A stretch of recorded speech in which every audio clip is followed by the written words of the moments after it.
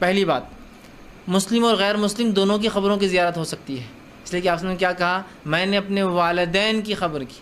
اب اس معاملے میں لوگوں کو بڑا وہ ہوتا ہے کہ کیا آپ صلی اللہ علیہ وسلم کے والدین بھی غیر مسلم تھے؟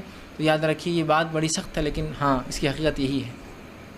ابو داؤد کی روایت ہے، آپ صلی اللہ علیہ وسلم کا ایک صحابی اور کہ اللہ کے رسول میرے والدین کہاں ہیں؟ تو کہا جہنم میں۔ وہ زاروں خطار رونے لگے کہ میرے والدین جہنم میں۔ دیکھا نبی اکرم صلی اللہ علیہ وسلم بھی رو رہے، کہا اللہ کے رسول آپ کیوں رو رہے ہیں؟ تو کہا میرے بھی وہی ہیں۔ صحیح روایت ہے۔ توجہ فرمائیے گا، کہا گیا کہ سیدتنا آمنہ رضی اللہ تعالی عنہا کے متعلق کہ اللہ جل وعلا نے نبی کریم صلی اللہ علیہ وسلم کو منع فرمایا کہ ان کے لیے دعائے مغفرت نہ کی جائے۔ تو میں نے کہا تھا کہ اقتداء النص سے یہ ثابت ہے کہ قرآن کریم کی یہی آیت یہ ہماری دلیل ہے، تمہاری دلیل نہیں ہے۔ ہماری دلیل کیسے ہے؟ اللہ نے ارشاد فرمایا کہ غیر مسلم کی قبر پر نہ جاؤ۔ یہ میں آپ کو یاد دلا رہا ہوں، مدینہ المنورہ میں گستاخوں سے جو میرا مناظرہ ہوا تھا اس میں ہم نے جواب کیا دیا تھا؟ انہوں نے کہا کہ اللہ نے دعائے مغفرت کی اجازت نہیں دی۔ تو دعائے مغفرت کی اجازت اس لیے نہیں دی کہ العیاذ باللہ سیدہ مومنہ نہیں تھی۔ تو میں نے کہا کیا قبر پر جانے کی اجازت دی کہ نہیں؟ کہا دی۔ تو میں نے کہا قرآن کہتا ہے کافر کی قبر پر نہ جاؤ، تو قبر پر جانے کی اجازت دے دی، یہی اس بات کی دلیل ہے کہ وہ مومنہ ہے، یہی اس بات کی دلیل ہے وہ مومنہ ہے۔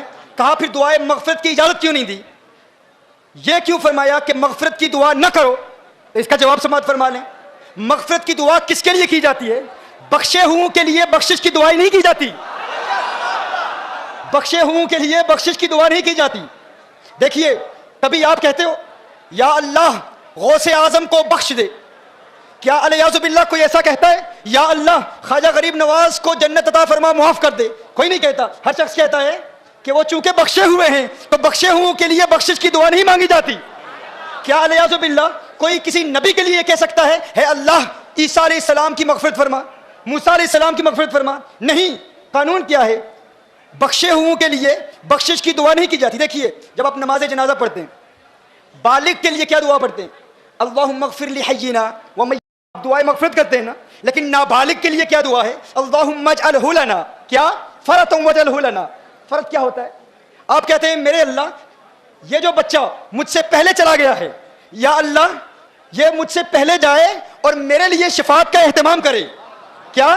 چونکہ بچہ بخشا ہوا ہے تو بخشے ہوئے کے لیے بخشش کی دعا نہیں کی جاتی، بخشے ہوئے کے لیے کہا جاتا ہے یا اللہ یہ مجھ سے پہلے جا رہا ہے، آخرت میں میرے لیے شفاعت کا اہتمام کرے، میری بخشش کا وسیلہ بنے۔ تو کہا تم کہتے ہو کہ حضور نے اپنی ماں کے لیے مغفرت کی دعا نہیں مانگی، اللہ نے اجازت نہیں دی۔ ارے اس بات پر غور کرو، مغفرت کی دعا اس کے لیے مانگی جاتی ہے جس کے لیے مغفرت نہ ہونے کا امکان ہو۔ ارے وہ تو پہلے سے ہی بخشی ہوئی ہے، ان کے لیے یہ دعا نہیں کی جاتی کہ ماں کے لیے مغفرت کی دعا مانگو۔ میں کہتا ہوں یونس علیہ السلام ایک مچھلی کے پیٹ میں رہے، اس مچھلی کے پیٹ میں رہنے کی وجہ سے یونس علیہ السلام کو اتنا بلند و بالا اور فوق مقام ملا۔ تو گویا کہ اللہ ارشاد فرما رہا ہے جس مچھلی میں ایک نبی رہے اس کو وہ مقام ملتا ہے۔ ارے جس ماں کی پیٹ میں آمنہ کا لال ہے وہ ماں مغفرت کی محتاج نہیں ہوتی، اس کے لیے مغفرت کی دعا نہیں مانگی جاتی، اس کے وسیلے سے امت کے لیے مغفرت کی دعائیں مانگی جاتی ہے۔